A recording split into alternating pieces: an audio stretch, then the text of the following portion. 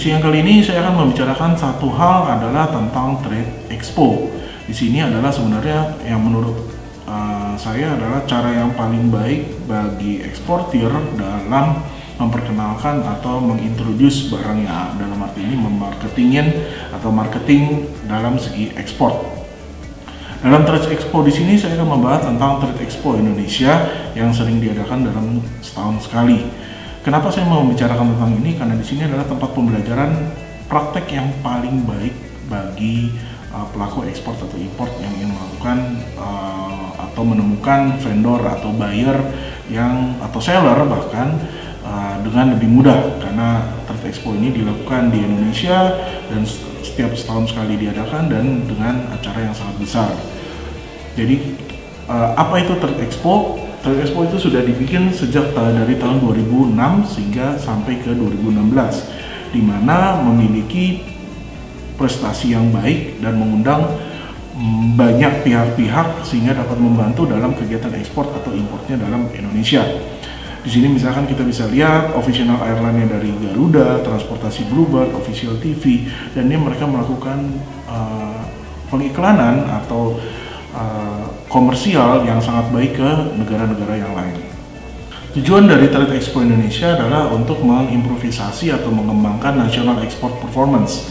Tentunya itu dari Kementerian Perdagangan yang secara aktif untuk mengundang dan membawa buyers dan investor untuk datang dan mempunyai direct deal dengan Indonesia, provider atau supplier, sehingga barang-barang Indonesia dapat diekspor dengan baik keluar, baik itu produk atau service yang secara dibentuk atau dijalankan setiap tahunnya di Indonesia.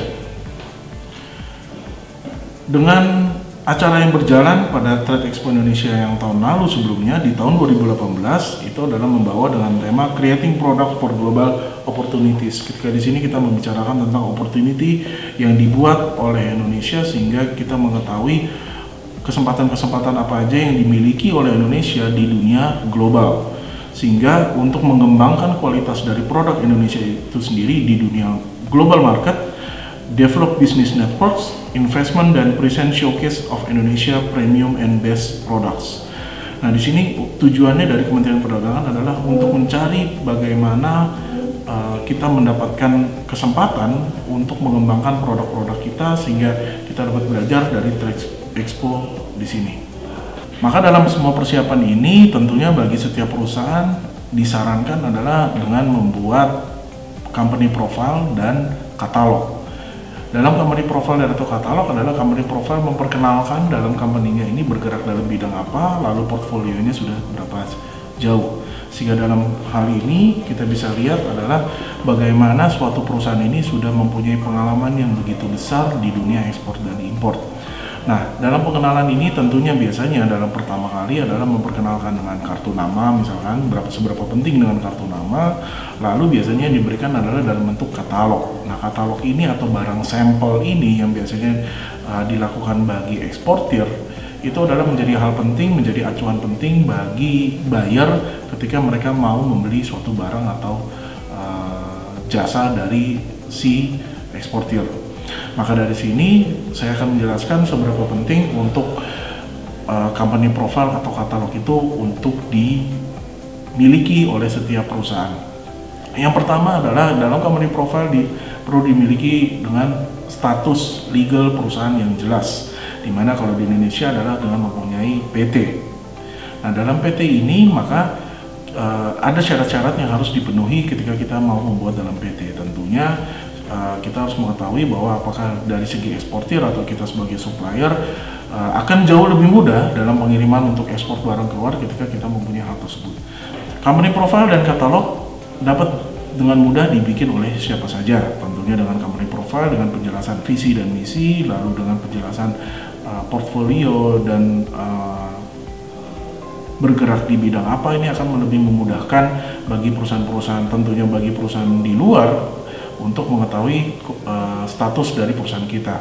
Tentunya dengan penggunaan bahasa Inggris pun menjadi bahasa internasional yang baik, sehingga perusahaan luar akan dapat lebih mengerti tentang perusahaan kita, dan kita dengan bisa membuat dalam bentuk website. Yang kedua adalah kita memerlukan namanya katalog, di mana katalog itu bisa berisikan tentang barang-barang yang kita miliki, juga bisa disertakan dengan spesifikasi dari barang, fungsi dari barang, lalu bagaimana cara penggunaan, lalu terms and condition-nya, dan semua segala jenis itu yang sehingga terkumpul dalam satu katalog yang lebih gampang untuk mudah disebarkan. Kalau dulu masih dalam bentuk manual, sehingga kalau sekarang itu bisa dibikin dalam e-katalog sehingga kita dapat mengirimkan dalam bentuk email. Ada dua keputusan yang biasanya dilakukan oleh eksportir. Biasanya pertama adalah bisa disertakan dengan harga, yang kedua juga harga tidak diberikan dahulu, jadi tunggu sampai ada quotation, ada permintaan, lalu baru harga diberikan. Sehingga dari semua hal ini kita bisa mengetahui bahwa ini merupakan menjadi strategi bagi eksportir untuk mengetahui bagaimana jenis katalog yang dibuat. Katalog dan company profile biasanya dua hal ini yang paling sering dikirimkan dalam korespondensi pertama. Maka kenapa hal ini menurut saya itu menjadi sangat penting, karena dalam mempelajari membuat katalog atau dengan membuat company profile itu sebenarnya dengan cara yang mudah, di mana kita bisa mendapatkan template-template yang sudah bisa diberikan di website-website yang bisa memberikan template untuk pembuatan company profile dan katalog. Maka dari sini ketika kita bisa membuat katalog yang menarik, kita bisa membuat company profile yang menarik, maka dan ketika kita mengirimkan melalui email ke negara atau ke calon buyer, di situ akan menentukan untuk mereka mau melakukan korespondensi, dan biasanya itu menjadi cikal bakal dalam transaksi international trade kita atau dalam transaksi ekspor dan